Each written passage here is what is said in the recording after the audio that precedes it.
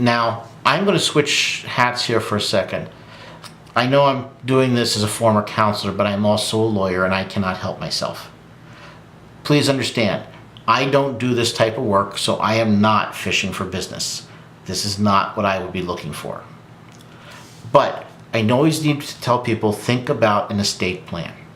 Have you set up an estate plan where you've done a will, a healthcare proxy, a power of attorney, or any other document that your state requires or suggests? I really encourage you, if you have not done so, to do that. Seek out an elder law attorney. Someone who's usually advertising themselves as an elder law attorney right now means they're up on this. They know what they're looking at. You want to make sure that you've got a similar thing so that you know what they're looking at. Make sure that they are doing it regularly. That's not a part-time practice for them.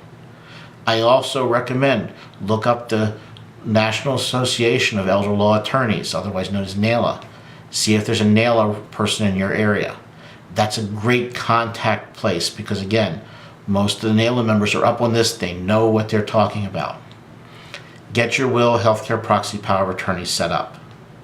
Personally, I always think of the power of attorney as the most important of those three documents because that's what's going to make the difference of whether or not you personally have someone that can handle things if you can't yourself. A lot of people say, yes, my spouse can handle it or my kids can handle it. That's great if they're on their accounts with you. But no reverse mortgage company is going to talk to your kids because the reverse mortgage company is considering that that would be a violation of privacy.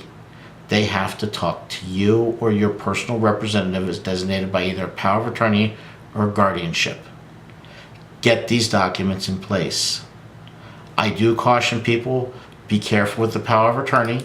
Whoever you're choosing, that has to be someone that you trust. It does not have to be a child or even a relative. It can be whoever you personally trust to do this document, but you want someone you can trust. Now you may ask, why do I bring this up during a reverse mortgage counseling? Let me bring you back to my credit line here. Starts out at $10,000. You've taken $10,000 out of it over time. But as you can see, that builds up a significant amount from that original $10,000. We're up to $66,110 30 years from now. The credit line dies with you. Keep that in mind. It does not survive you. So you want to make sure that whoever your power of attorney is knows that when the doctor comes and tells your children, I hate to tell this, but the last of your parents, time's short, weeks at most. Especially if it exceeds the value of the house or the house is zeroed out in value, pull that money out of the credit line. It's far better to be in your family's hands than to be in the bank's hands. You want to make sure it gets there. Now, talk to your elder law attorney about this. My personal recommendation at the moment is stick it in a 5-year CD. That way, if Medicare comes or Medicaid comes and tries to claw back and take some of that money back from your heirs that you've given them, you've got a way to get it back.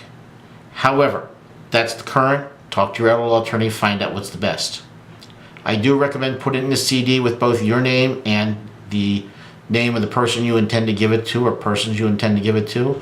That way, if you get better, you can always take it back and use it for yourself.